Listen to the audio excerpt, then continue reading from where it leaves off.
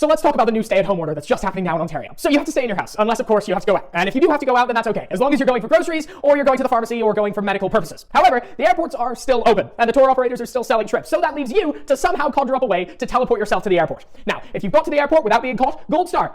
Otherwise, while you're on the way, you might have to say that you just need that special spice that you can only get from grocery stores in Mexico. And then you get to the airport, and first off, just so you know, if you have a family with over 6 people, you may as well just draw straws to see who house sits, because that is, of course, over the legal limit. Now, when you do get to the airport, you can check in legally. It's all okay. You've told your boss you're going on vacation, and it's okay because you're going to do it safely and follow all the COVID protocols as they have been randomly updated. Regardless of the fact that you're technically not allowed to travel, you can get to the airport and fly down to Mexico. You don't need any testing on the way, so you could arrive into Mexico with no problems. You get to the hotel, and you have a lovely vacation. But while you're down there, you may or may not get into some trouble, and when you get back, the best part is you'll have no idea beforehand. On top of that, the concept of your flight home is just as up in the air as the plane you would be using to do it. Because, of course, restrictions may have changed by the time you get to leave.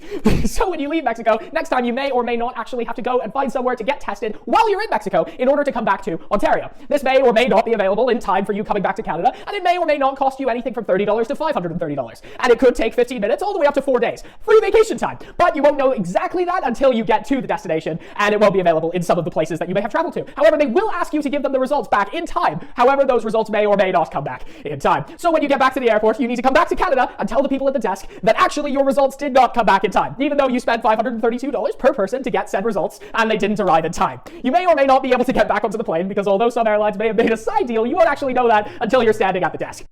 If you are not allowed on the plane, then yippee, your vacation just got extended, and you will have to wait in Mexico until your results, and you can pay for your own hotel room while you're waiting to come back to Canada. So when you do get back to Canada, you're going to need to present your negative test results on arrival.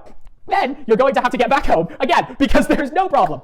Because you're not supposed to be out of your house, rather. So if you can magically teleport home, you're done, dusted. Otherwise, you're stuck finding the back roads back to your house. If by chance you get stopped on the way, even though you might have a very nice tan, you're just going to have to tell the officer that you did happen to go to Mexico to get that special spice. So hopefully, that clears up all the information about travel in under a minute that I know, and you now know, and understand exactly what you're supposed to do the next time you decide to take a vacation during a stay-at-home order. Now, when you get home, please remember, don't leave your house, because you're not allowed out of the house.